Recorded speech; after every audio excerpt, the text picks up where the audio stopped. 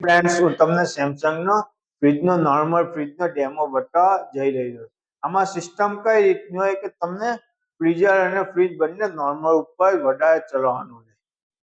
તમે અહીંયા જોઈ શકો છો.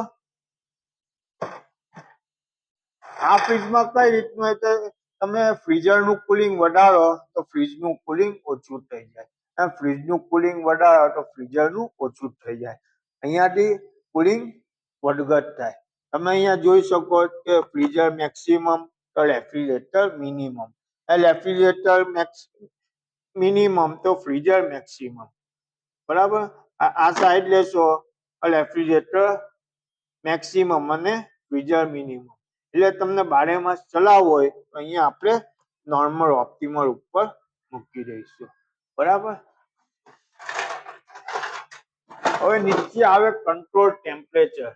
કંટ્રોલ ટેમ્પરેચરમાં એવું કે ભાઈ તમને કોઈ દિવસ એવું લાગે કે ભાઈ ફ્રીજમાં બહુ વધારે કુલિંગ આવે કે પછી બહુ ઓછી કુલિંગ આવે, આ તમે નીચે ફ્રીજથી કુલિંગ કમ વધારે કરી શકો.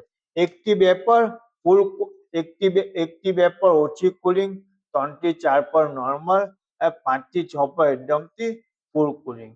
હવે આપણે જો ઉપર નોર્મલ કર્યું એમ નીચે બી આપણે 4 ઉપર નોર્મલ કરી દેવાનું. બરાબર. હવે બીજી વસ્તુ છે એ ફ્રીજ યા ફ્રીઝરમાં તમે કઈ બી વસ્તુ મૂકો પાછળથી થોડું દૂર રાખો અને થોડો બહુ સ્પેસ છોડો.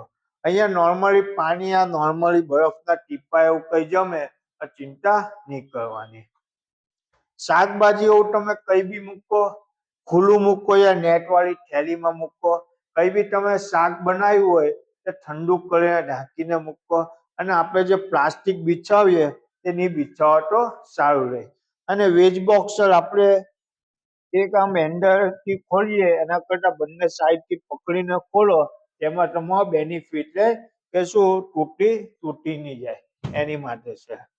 બીજી વસ્તુ કે જુઓ સર, તમે ફ્રીજ અત્યારે ચાલુ કર્યું તો 12 થી 24 કલાક યા 48 કલાક સુધી બોડી ફૂલ ગરમ રહે, એમાં કોઈ ચિંતા નહીં કરવાની.